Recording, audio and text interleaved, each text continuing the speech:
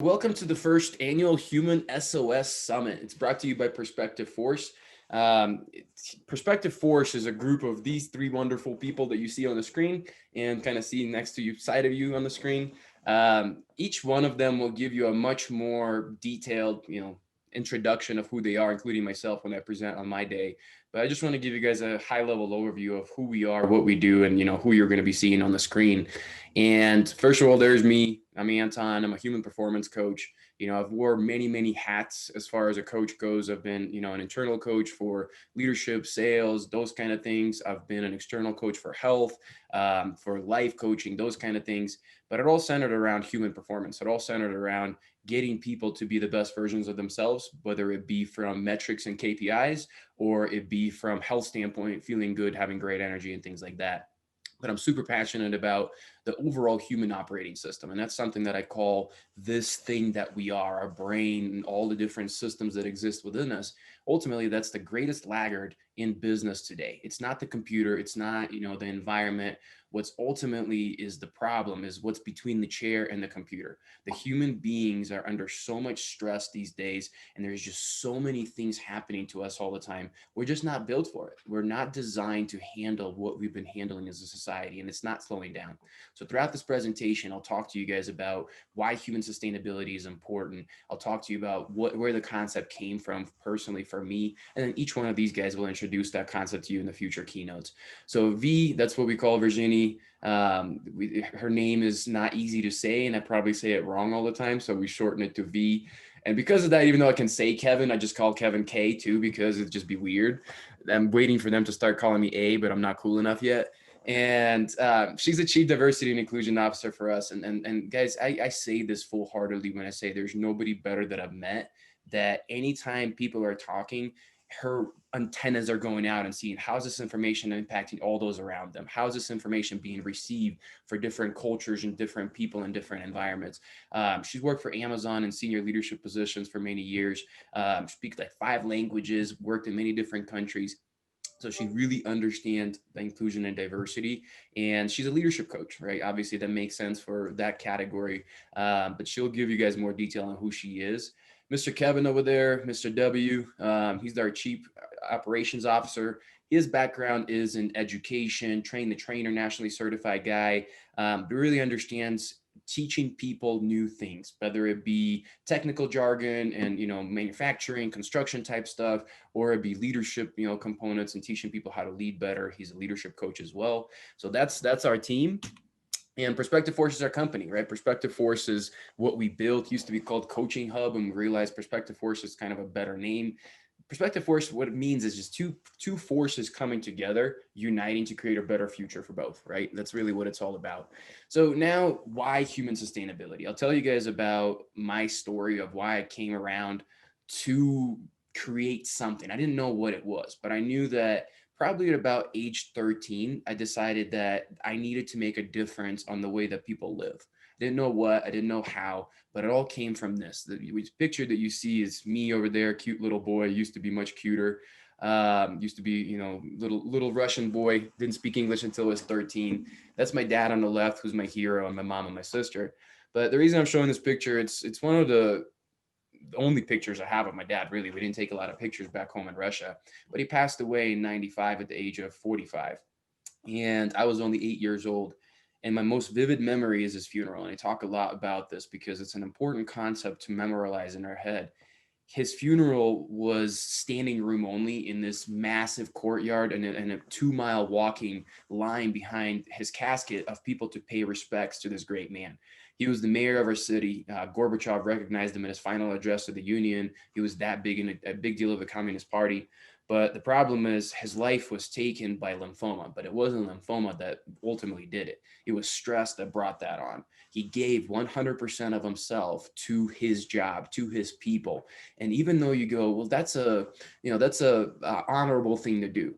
But guess what? Those other people you see in the picture, those 3 other human beings besides himself, unfortunately, were left to the side, not just after his death, but even during his life, because he gave 100% of himself to his people and his job. And it's just not sustainable. And because of that, he was taken out of this world very, very early. And from that moment, like I said, I knew I needed to do something. I didn't know what it was, right? And what initially happened came the birth of 10% fitter method. That's the first thing that I kind of attempted to do. And that was just strictly health. I thought that my dad died from, a health ailment. If I work with people on health, I'll get people not to end up like my dad did. And the whole concept of 10%, it came from the idea of always asking myself, what if my dad just kept 10% of himself for himself? Kept 90 for everybody else, gave 90 away, but just 10% of himself for himself. Imagine what could that man have done for another 40 years of his life? Because I truly believe had he kept 10% for himself, the stress that he was dealing with would have been mitigated and would have been not as detrimental to his health. And everything he knew, how much more impactful could he have been for 40 more years, even 20 more years? It's crazy to think about that. And logically, we're always looking back and the vision is 2020, but that's where that concept came from. So I always encourage you and everybody else, and especially you as leaders with your employees, make sure that your employees are always focused on 10% of themselves for themselves, their health, their mental health, their physical health, their emotional health, you name it, the complete human operating system. But within 10% fitter, there's 4 components. It's the first attempt that I had at holistic approach. I brought in your mindset, I brought in internal health, I brought in nutrition and movement into kind of one umbrella to try to create health. But then I realized that it wasn't enough, right? It wasn't just health that was the problem. There was other things that needed to happen because I saw what you see on the board right now. I was introduced, this was about 3 or 4 years ago, I can't remember exactly, but I was introduced to a concept that's called Earth Overshoot Day. And Earth Overshoot Day is a calendar day that scientists, a bunch of nerds out there, measure out, and they say on this day we've utilized all of our resources for the year that we should have used in a year, right? So meaning that whatever we should have used by December 31st in 2019, we hit that in August 1st. So that means that from August 1st until December 31st, we were basically running on borrowed time, borrowed resources, borrowed everything. We used up 1.75 Earth worth of resources in a year. Can't live that way, right? We can understand by looking at this that it's obviously not sustainable. But I wanted to show this for a reason, because this keynote and this summit, right, it's not designed necessarily to teach you how to live humanly sustainably and give you all the answers. What it is designed to ultimately do is to create a human sustainability movement. We need people to be evangelists. Kevin likes to use that word, and I think it's a great word to use here, because we need people to be evangelical. We need people like, you guys that are listening, thank you so much for coming, to speak to this movement and talk about HumanSOS as a solution. And this is why. So take a look at the graph, right? Look at like 1971, right? We were still kind of January, 1st. Things were okay. Then things started to get worse. Or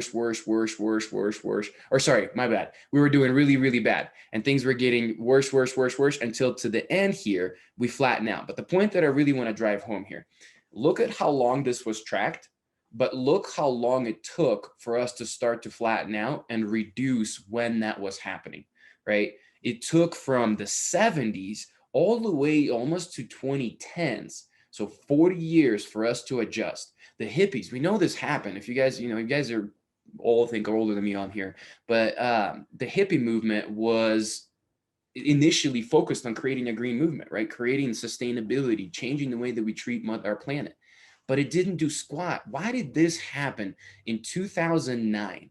Anybody want to take a stab at this? I'm actually curious. What do you guys think is the reason why, starting around 2010s, that we finally started to flatten out and we stopped, getting worse and worse with this? What do you guys think? I would assume that it's a result of a lot of communication, a lot of education, and finally some larger steps taken to shift our resources, our priorities, and so on. Would be my guess. I can't say that I can speak to it with any authority. That's pretty good though, because you mentioned a really important point. There was so much communication that the point finally resonated with people. People finally saw the big picture and they said, we can't do that. Then people started to ask something from the thing that made the change. That's corporations. That's ultimately what brought this on, is when people said, we can't have corporate responsibility be not a thing, right? We need corporate responsibility for our planet to be a thing. And that's when really this started to happen, when it became ethical to live in a green way, when it become unethical to, create a lot of pollution and do things like that. But the point I'm driving home is you needed corporations on board because they are the big movers. They're the where the money's at. The same thing has to happen with our sorry, back up, with our stress, right? With our human operating system. Probably in reality, we didn't really start paying attention to it until about 2000s, late 90s, early 2000s, and more so later on, once burnout became a thing, we started to pay attention to it. So I just want to make this point and drive it home. We can't wait until 2040 to make this pivot.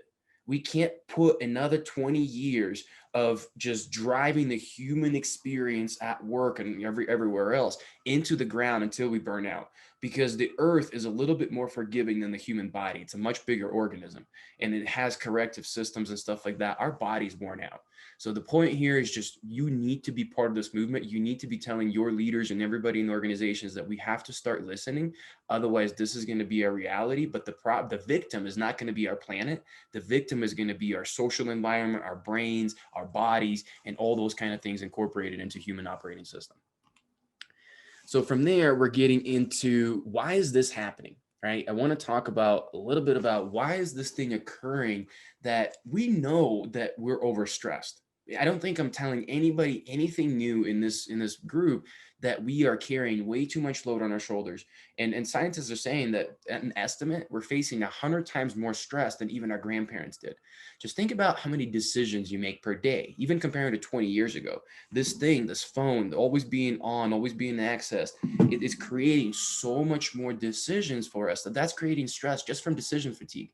Then you incorporate stress from pollution, you incorporate stress from doing too many things, and now we're really burnt out. But the reality is that the symptom of stress doesn't show up right away from that stress, or the symptom of working non-sustainably doesn't show up right away. It can take 5 to 15 years to finally materialize into something that we recognize as a physical problem, because we start with kind of optimal health, then we start to get imbalanced physiology, and this is usually about a year into being under a lot of stress, working unsustainably. Then finally, maybe 2 years into it, we start to develop symptoms: belly fat, being not confident, losing focus. But the problem is we don't address those symptoms to the root cause of not working sustainably, right? We think it's something else. It's some other erroneous explanation, but it's just the human operating system is being bombarded and not being addressed properly. So from there, we get finally into out of lab range markers. But once your labs are out, meaning that medical professionals are telling you they're not where they should be, we're talking about 3-5 years down the road of you doing the thing that caused you to get there, right? Then finally we get a disease diagnosis, whether it be 5 or 15 years down the road. But the issue is that we're not connecting that disease diagnosis to the actions we took 5 to 10 years ago. Society is not doing that well enough, and we need to start connecting the dots. We really need to start understanding that a lot of times we're solving symptoms. It's like leaves on a tree, instead of going down to the root cause that burnout and stress and just working unsustainably is actually creating. So this slide kind of, I want to show and connect some of these things and really help you to understand, how does working unsustainably impact our social behavior and impact how we interact with other people and how we work and things like that, right? So when you look on the left-hand side, you have kind of 3 categories. You have your recover category, which is green. This is where we go to relax. This is where we're not on, right? You're just calm, you're recovering. Then you have your performance category. That means that there has been stress added, and we actually need stress to perform. I'm going to drive that point home here in the next couple of slides, but we need stress to be optimally in performance, because we've made stress be a bad thing. But stress is not meant to be a bad thing in our body. Stress is meant to be something that helps us to recover. It helps us to, lower inflammation levels. It helps us to regulate blood sugar. It helps us to perform better in the moments of fight or flight to get away from the risk. But it's meant to be acute. It's meant to be something that happens for a short period of time. You go up to this perform and you come back down to recover, right? But when we don't, when we stay and perform for too long, when we stay in chronic stress, we go into shutdown mode, which is burnout. That's the word that we, kind of made popular these days, is burnout. But let's take a look at what are these things, what are these different words on the screen. When you are in recovery mode, You are full of joy. You're open to new experiences. You feel safe. You're compassionate. You're mindful. Your curiosity is there. So maybe when your people are learning and you're developing them, that's an important thing to do. You don't want them to be on. You don't want them to be stressed, because they need to be in that open mindset. They need to be mindful, need to be curious, they need to be looking to learn, right? Then if you need them to perform, add that a little bit of stress, put a deadline on something, put a challenge on it, whatever it may be. All of a sudden, we start getting people focused. We start to get them more aware. We create more motivation. We create more charisma, confidence, creativity. All of those are positive things that happen when stress is added in. But once again, take a look at, now we've been there for too long. Now we start to get into aggression, lack of discipline problems. We have a bunch of fear. Our drive is being hurt, right? Our desire to push and do work and motivation. And then we start to make poor decisions because we're reactive, right? We're living in this reactive mindset. Out of fear, you will always make poor decisions because you're making them emotionally or reactively, but not logically. We're not making them as humans. We're making them as caged animals. And then finally, when you get into true burnout, now your body's crashing out and you're getting into shame, depression. You got no discipline at all. You got hopelessness, right? That's a horrible feeling for anybody at work, but it happens all the time. People leave companies because they feel hopeless. They see that the future is bleak and they don't want to be there anymore. But here's the truth.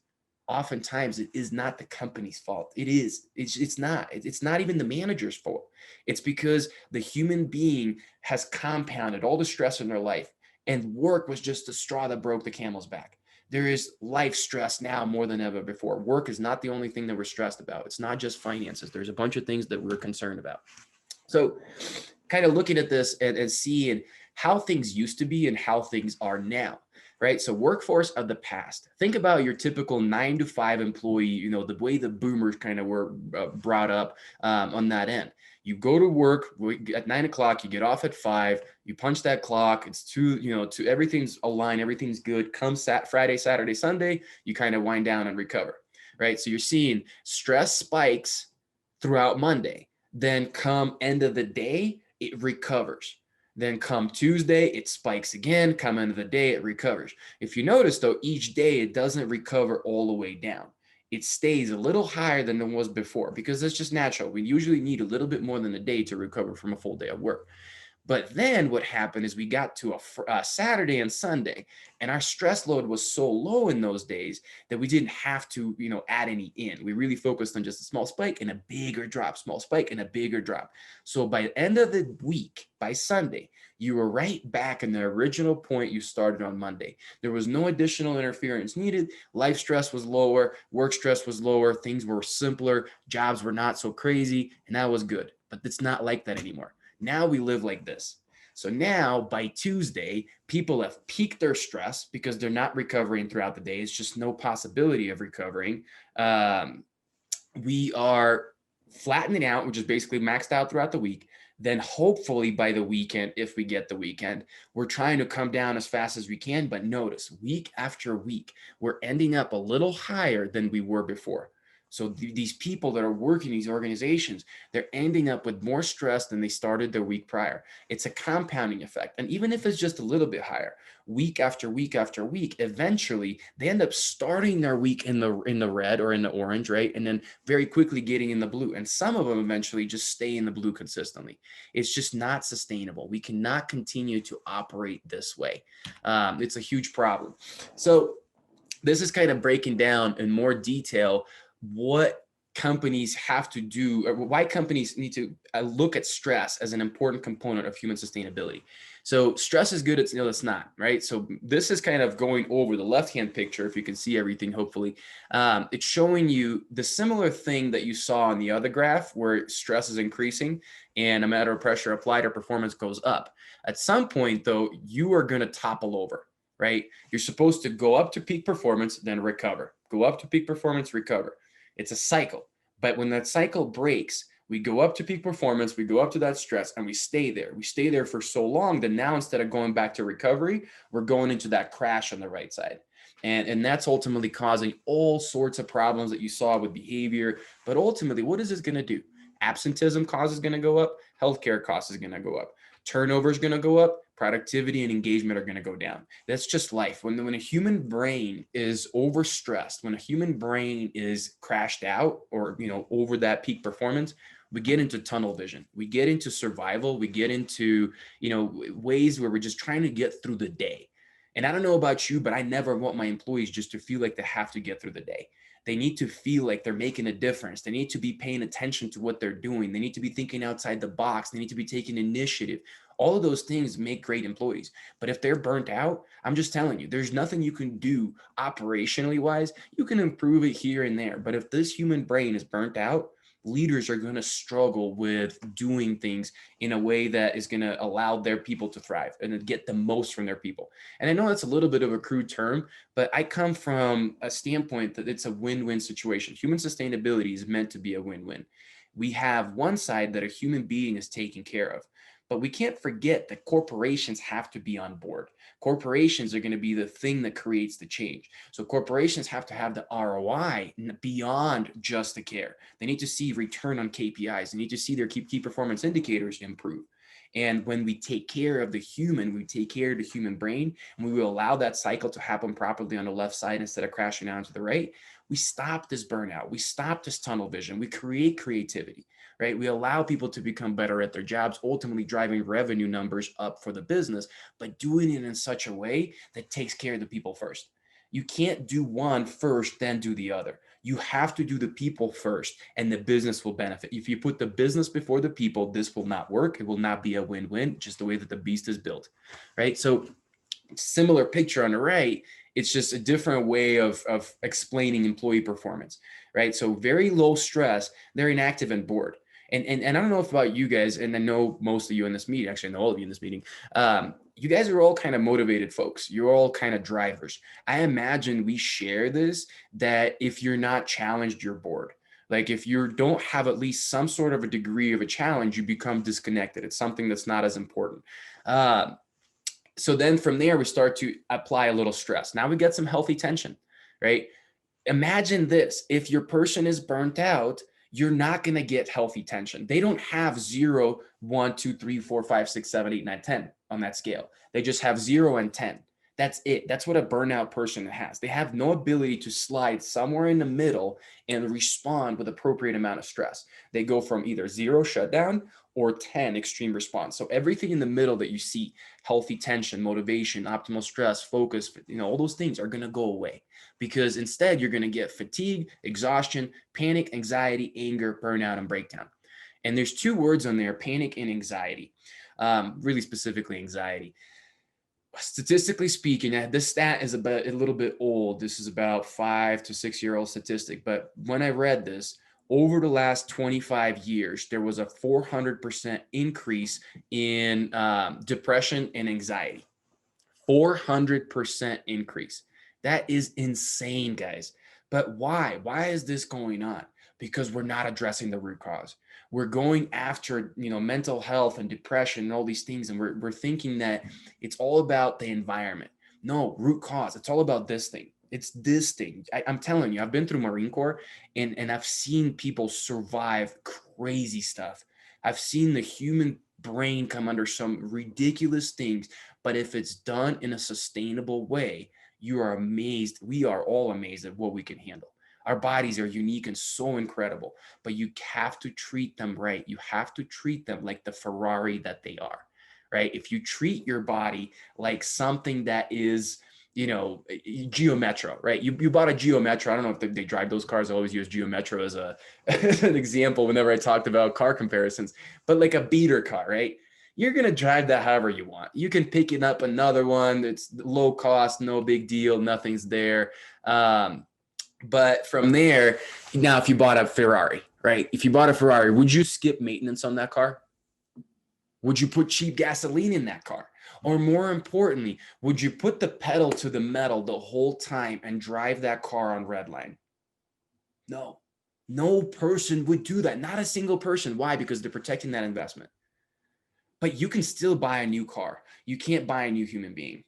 You can't buy a new body. You can't buy a new brain. You can't do all those things. But we don't look and we don't treat this thing like the precious Ferrari that it is, and then some. right? So this is where corporations have to learn that we can't just floor it. We have to understand there's times to back up. So what does this look like in practical application? What I see this a lot, especially is with organizations that have goals and quotas and things like that. And they'll have a great month and they'll try to beat it. And then they'll try to beat it again. And then they'll try to beat it again, and constantly driving this upward trajectory. But it's not sustainable, because at some point the foot has to come off the pedal.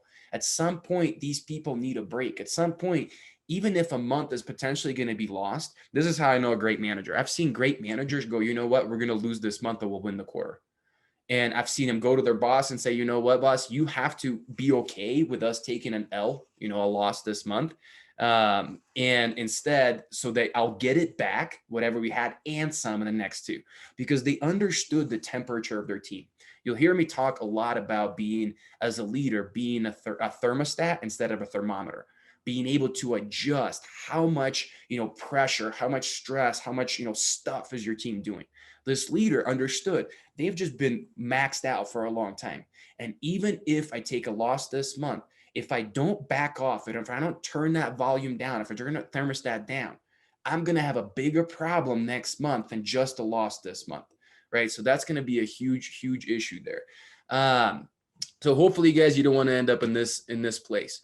So what do we do, right? How do we solve this problem? And I mentioned to you guys that first 10% fitter was going to be the solution. I thought health was their answer, right? If I just get people fortified, if I get their health right, then it's going to be enough. No, it's too much going on in life just to allow health be the only thing that does that. Because if you have a leader that has no clue how to lead sustainably, it doesn't matter how healthy that person is. Eventually that health is going to go, because that leader is going to overwhelm them and it's going to cause problems. Or if this person has problem in their life and their life issues are so bad that they're bringing it to work with them, there's no amount of health that's going to solve that, right? Eventually those things will get to them. So on the left here, you see the common understanding of work-life balance. I don't like that word. I put the picture there just to kind of demonstrate it should have a big X through it, because it's not true. Our work and our life are not balanced. They never will be. If you count the amount of time you spend on fun per week, compared to the amount of time you spend on work per week, it's a very big imbalance. And we will never have this equal thing that people try to drive to. What we have to create is work-life congruence. How do we get these two things to coexist in a way that they support each other and not detrimental to each other? That's the reality. Most people's work life is never going to be in balance, but it's also out of congruence. It's where their life is causing problem at work and they're bringing their work problems to home and it's causing life problems, right? And we need to address that from a holistic standpoint. So we have to address it from a life standpoint. We need life coaching to help people, but it's not just life coaching that you think traditional life coaching where, make a life plan. Yes, that's part of it. But how do you solve conflict? How do you communicate with people? And how do you work through confrontation, as an example? How do you go from being a passive aggressive individual to somebody that is able to, communicate clearly and effectively and get your point across? How do you go from being a pushover to being able to set boundaries? All of those things are life kind of coaching things that are vital for careers and organizational success when it comes down to human sustainability. Then, of course, we kind of talked about health and then leadership, right? Leaders need to become the people's champion. You're going to hear me say those words a lot whenever I talk about it. You have to become the kind of person that makes people leave work, right? You turn the lights off in the building and say, go home because we got to do this again tomorrow. Not the kind of person that's encouraging people to stay late, not the kind of person that's sitting outside, that puts their office intentionally where people are leaving just to see who's leaving early and give them a passive aggressive comment of going home already, right? We've all heard those. We've all been there. Can't do that. We need a complete approach in order to create this movement, guys. So that's really what it's all about. Right. We have a break coming up, but I just wanted to close this out and once again reiterate this. We need your help. I am a proud person, but I'm not a proud person in this standpoint to say I'm begging for your help, because I can't see what I know is going to happen and not do anything about it for 20 more years. We can't repeat what we did with our planet within our society and our human being, right? We can't let the human operating system to become in the same situation as our environment has.